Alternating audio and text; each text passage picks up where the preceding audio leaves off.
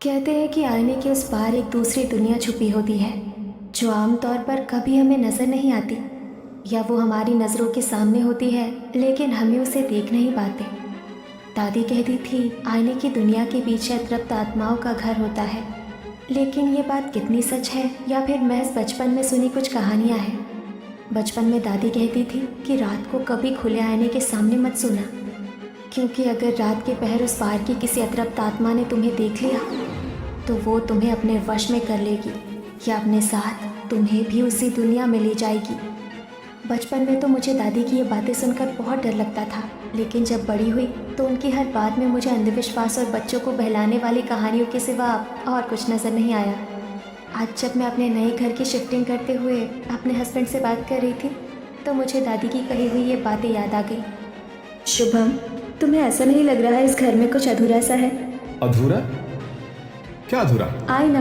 नया घर बनाया और उसमें आईना ही नहीं है। मुझे एक एंटिक मिरर लेना है। मैंने सुना है बंजारा मार्केट में काफ़ी अच्छी एंटिक चीज़ें मिलती है। चलो ना, आज वहीं चलते हैं। ठीक है मैडम, जैसा आपका हुक्म। नीति शुभम के साथ बंजारा मार्केट गए। पूरे मार्केट में खूबसूरत एंटिक सामान की भरमार थी। नीति ने काफी सारी दुकानों पर कई सारे आईने देखे, लेकिन जैसा आईना उसे चाहिए था वो उसे कहीं भी नहीं मिल रहा था। उफ यार, मैंने तो सुना था यहाँ पर सब कुछ बहुत ही अच्छा मिलता है, लेकिन जैसा आईना मुझे चाहिए वैसा कहीं नहीं है। नीति ने तो इतना कहा ही था कि तभी एक बंजारन अचानक उसके सामने आकर खड़ी हो गई। आईना चाहिए ना छोरी तने?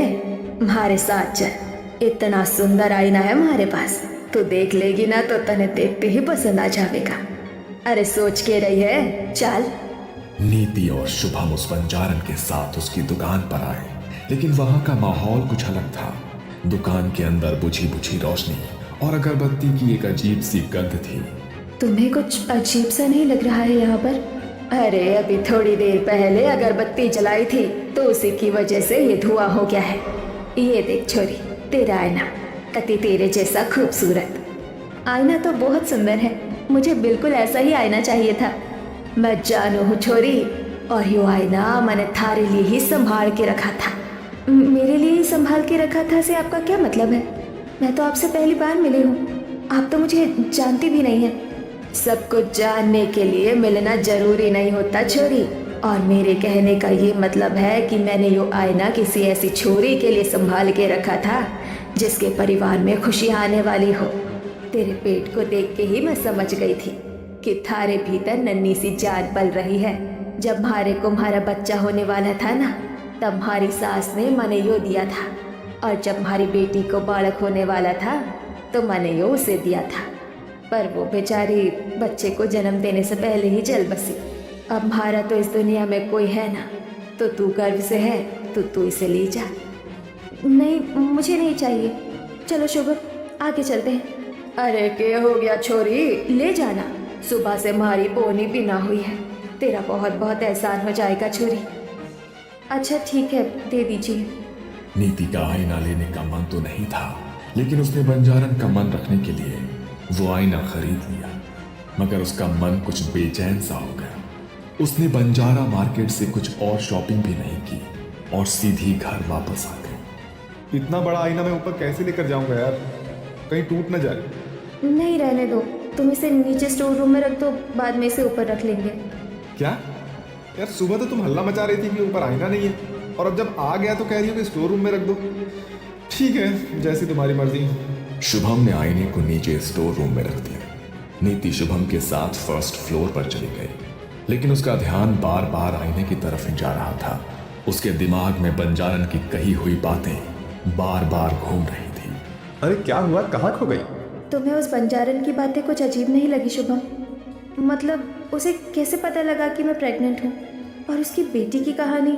अरे इसमें इतना सोचने वाली कोई बात नहीं नीति। अरे पुरानी औरतों को अक्सर देखकर ही सब पता लग जाता है। और रही बात उसकी बेटी की कहानी की, तो उसने तुम्हें प्रेग्नेंट देखा तो अपना दुख तुम्हारे साथ बांट लिया। कल मुझे जल्दी ऑफिस के लिए निकलना है तो मैं सोने जा रहा हूँ। शुभम नीति को समझाकर सो गया, लेकिन नीति उन बातों को मानने को तैयार नहीं थी। जैसे तैसे करके देर रात उसे नींद आई। सुबह सूरज की किरणें उसके चेहरे पर पड़ी तो उसकी आंखें खुली, लेकिन आंखें खुलते ही वो बुरी तरह डर गई। वो आईना ठीक उसके बिस्तर के सामने रखा था, लेकिन आईने के अंदर उसे किसी की परछाई दिखाई दी, जैसे किसी ने उसे आईने के अंदर से झांक कर देखा और फिर भागता हुआ कहीं गायब हो गया। वो हाफ कर उठी। शुभम, शुभम, अरे क्या हो गया नीति? अरे तुम इतनी घबराई हुई क्यों हो? अरे इस तरह चिल्ला क्यों रही हो? ये आईना यहाँ कैसे आया? मैंने आंखें खोली और सामने आईने में देखा तो ऐसा लगा जैसे आईने के उस पार से किसी ने मुझे देखा और फिर कहीं गायब हो गया। सुबह उठते ही सामने आईना देखोगी तो भ्रम तो हो ही जाएगा ना। और ये आईना मैं इसलिए ऊपर लेकर आया हूँ क्योंकि नीचे स्टोर रूम में चूहों ने हड़कंप मचाया हुआ है। तुमने जो लैंप स्टोर में रखा था ना, वो तो उन्होंने तोड़ दिया। अब आईना ना तोड़ दे, इसलिए शंभू के साथ मिलकर मैं इसे ऊपर लेकर आ गया। और हाँ, अब तुम उठी गई हो तो मेरे लिए नाश्ता बना दो ना प्लीज। नीति ने शुभम के लिए नाश्ता बनाया। थोड़ी देर बाद शुभम ऑफिस के लिए निकल गया। नहा धोकर नीति घर के मंदिर में दिया जलाने गई, लेकिन लाख कोशिश करने के बाद भी वो दिया नहीं जला। अरे ये दिया जल क्यों नहीं रहा है? नीति ने फिर से माचिस जलाई, लेकिन इस बार मंदिर में रखे कपूर ने आग पकड़ ली और लकड़ी के मंदिर में भी आग लग गई। नीति ने पानी डालकर आग बुझाई, लेकिन आधा मंदिर जल चुका था। पता नहीं कल से क्या हो रहा है, अचानक मंदिर भी जल गया। एक तो मेरे सर में इतना दर्द हो रहा है, अंदर जाकर पेन किलर लेती हूँ। इससे पहले कि नीति अंदर जाती, उसे अंदर से किसी की आवाज सुनाई दी, जैसे कमरे में कोई छोटा बच्चा इधर उधर भाग रहा हो। उसने जल्दी से कमरे की तरफ जाकर कमरे का दरवाजा खोला तो उसे लगा मानो कोई परछाई उसके बिस्तर के पास से दौड़ती हुई उसी आईने के अंदर समा गई। नीति आईने के सामने जाकर खड़ी हो गई। उसे डर लग रहा था, फिर भी उसने ध्यान से आईने की तरफ देखा। पता नहीं क्यों लग रहा है कि ये आईना कुछ कहना चाहता है। इसे देखकर दादी की कही हुई बातें याद आ रही है कि इस आईने के उस पार जरूर किसी का घर है। नीति ने यह कहते हुए आईने को हाथ लगाया। आईने के ऊपर सीधी तरफ एक अजीब सा निशान बना हुआ था। नीति का हाथ जैसे ही उस निशान पर लगा, नीति को एक जोरदार झटका लगा। नीति ने अपना सर पकड़ा और वापस बिस्तर पर जाकर लेट गई। उसकी प्रेगनेंसी का 3रा महीना चल रहा था। रात को उसके पास शुभम का कॉल आया। हेलो नीति, यार यहाँ पर बस वालों ने स्ट्राइक कर दी है और कोई कैब भी यहाँ पर आने को तैयार नहीं है। आज रात लगता है मुझे यहीं पर रुकना पड़ेगा। तुम प्लीज मैनेज कर लेना, ठीक है? ओके।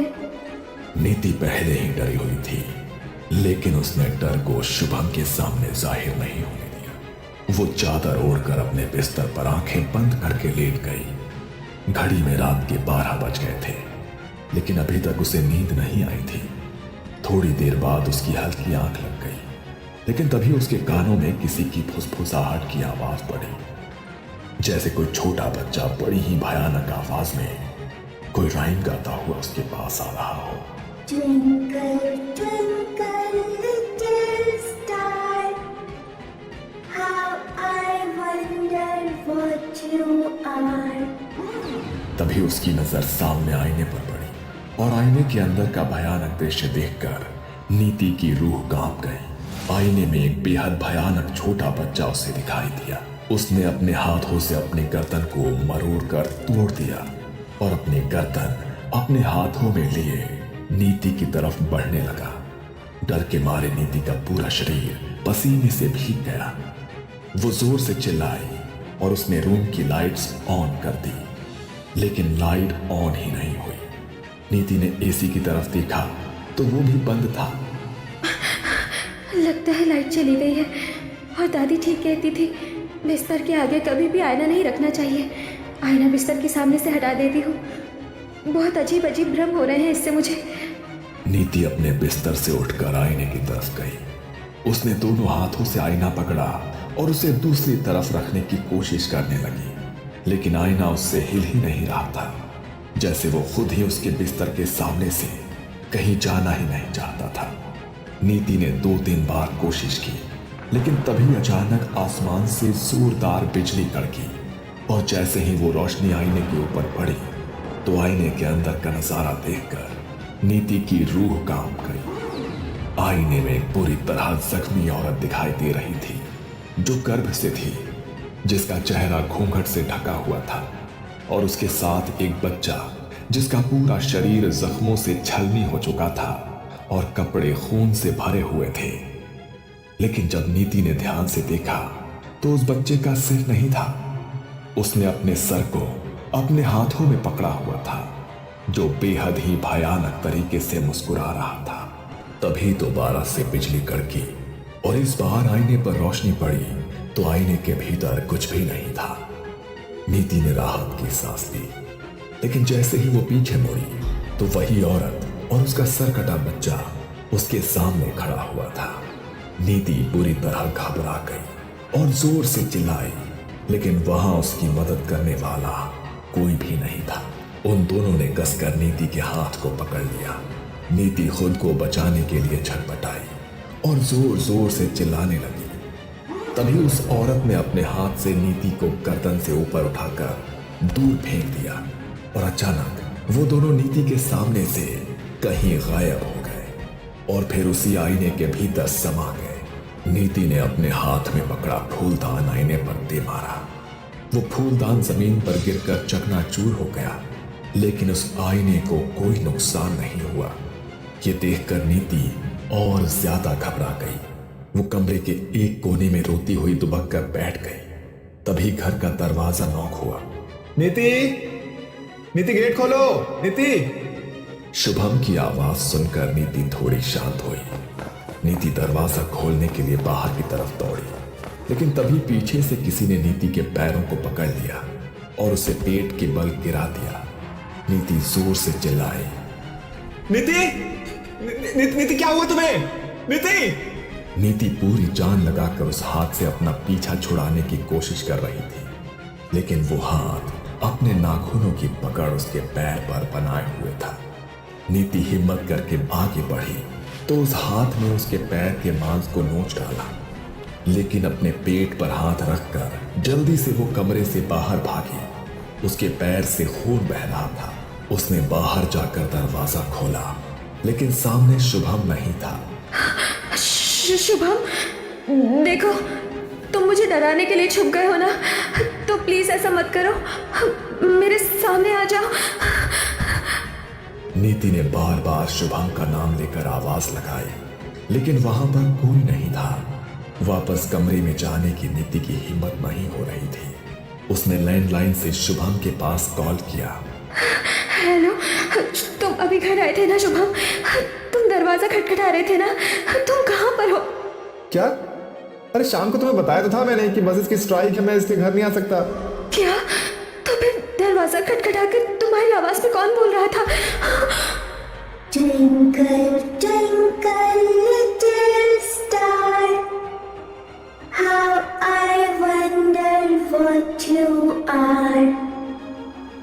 नीति के कानों में फिर से बच्चे की वही भयानक आवाज पड़ी और अचानक कॉल भी डिस्कनेक्ट हो गई। हेलो शुभम। अंदर नीति के फोन पर रिंग हुई, लेकिन वो अंदर नहीं जाना चाहती थी, पर ना चाहते हुए भी उसके पैर अपने आप कमरे की तरफ बढ़ने लगे। उसने खुद को रोकने की बहुत कोशिश की, लेकिन वो अपने आप को रोक नहीं पाई। वो कमरे में गई। उसके कमरे में जाते ही कमरे का दरवाजा अपने आप बंद हो गया और कमरे में बच्चे की वही भयानक आवाज गूंज उठी। Twinkle, twinkle, little star, how I wonder what you are. नीति ने नजर घुमाकर इधर उधर देखा तो आईने में उसे वही सरकटा बच्चा दिखाई दिया, जो अपनी गर्दन हाथ में लेकर ये पोएम गुनगुना रहा था। आखिर क्या बिगाड़ा है मैंने तुम्हारा? क्यों मेरे पीछे पड़ गए हो तुम? नीति के इतना कहते ही कमरे में एक जोरदार चीख गूंजी, लेकिन वो चीख उस बच्चे की नहीं बल्कि उस औरत की थी। वो बच्चा नीति के सामने आकर खड़ा हो गया और उसे घसीटता हुआ आईने के सामने लाकर खड़ा कर दिया। आईने के अंदर वही घायल औरत थी। उसने अपने चेहरे पर घूंघट लिया हुआ था। उसने जैसे ही अपना घूंघट हटाया तो नीति की जान सूखकर उसके हलक में अटक गई। तुम?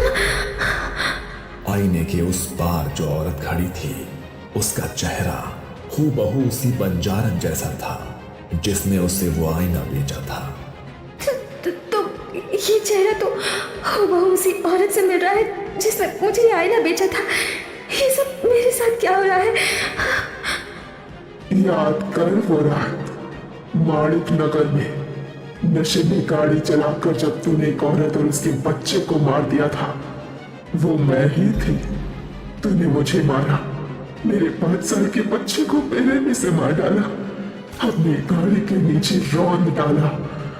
मेरे पेट में एक नन्ही जान पल रही थी, तूने उसे भी मार डाला। उस दिन से लेकर आज तक मेरी माँ तुझे ही ढूंढ रही थी, और देख तू मेरी माँ को मिल गई और अपने हाथों से तू मुझे अपने घर ले आई। जब तू वहां से भाग रही थी ना, तब देख लिया था मेरी माँ ने तुझे, और उस दिन से वो बस तेरे ही इंतजार में थी। बंजारन भाग के आ रही है अपनी प्रेग्नेंट बेटी और नाती के पास जिनका एक्सीडेंट हो गया है। बच्चे का सर धड़ से अलग हो गया है। उसने नीति का चेहरा देख लिया, लेकिन नीति भाग गई वहां से। मारे नाती को मार डाला। पर तू चिंता न कर मेरी बच्ची, मैं तुझे कुछ ना होने दूंगी। बंजारन का नाती तो पहले ही मर चुका था, लेकिन उसने अपनी बेटी और उसके पेट में पल रहे बच्चे के लिए जल्दी से एम्बुलेंस के पास फोन किया। लेकिन जब तक एम्बुलेंस वहां पहुंची, तब तक उसकी बेटी की जान भी जा चुकी थी। बंजारन उनके पार्थिव शरीर को अपने घर में लेकर आई। उसके ऊपर दुखों का इतना बड़ा पहाड़ टूट गया था कि वो अपने आंसुओं को रोक नहीं पा रही थी। इस दुनिया में थारे सिवा हमारा था ही कौन? हमारे बच्चे, हमारा नाती, तेरे पेट में पलने वाले बालक ने भी मार गई। पर मैं उसे न जिंदा न छोड़ूंगी। अपना बदला तो उससे खुद लेगी छोरी। बस एक बार वो मने मिल जाए, उसकी जिंदगी तो मैं बर्बाद कर दूंगी। बंजारन की बेटी और नाती की अकाल मृत्यु हुई थी, इसलिए वो चाहकर भी मुक्त नहीं हो सकते थे। तो बंजारन ने उनके अंतिम संस्कार से पहले काले जादू से उनकी आत्माओं को एक आईने के भीतर कैद कर दिया। उसने नीति का चेहरा देखा था। उसने अपने हाथों से उसके चेहरे का चित्र बनाया और उसके ऊपर तंत्र विद्या करके उसे अपने पास बुला लिया। नीति अपने मन से बंजारा मार्केट नहीं गई थी, बल्कि ये सब बंजारन ने खुद किया था। अब तो तू सब समझ गई होगी ना। अपना बदला तो मैं आज लेकर जाऊंगी। तूने हमारे साथ हमारे बच्चे को भी मार डाला था ना, तो आज तेरे साथ थारा बच्चा भी हमारे साथ ही जाएगा। नहीं, मैं तुमसे माफी मांगती हूँ। प्लीज मुझे माफ कर दो, प्लीज मुझे माफ कर दो। नीति ने जैसे ही ऐसा कहा, आईने के उस पार से उस भयानक औरत और उस बच्चे की जोरदार चीख सुनाई दी। वो दोनों इतने जोर से चिल्लाए कि कमरे में लगी खिड़की का कांच तक टूटकर जमीन पर बिखर गया। उनकी चीख इतनी तेज थी कि उस आवाज को नीति बर्दाश्त नहीं कर पाई और उसके कानों से खून निकलने लगा, मानो जैसे उसके दिमाग की नसें फट गई हो। नीति उसी वक्त निढाल होकर वहां गिर पड़ी। तभी एक तेज आवाज के साथ वो आईना भी टूटकर चकनाचूर हो गया और कुछ देर बाद उन आखिरी चीखों के साथ सब कुछ बिल्कुल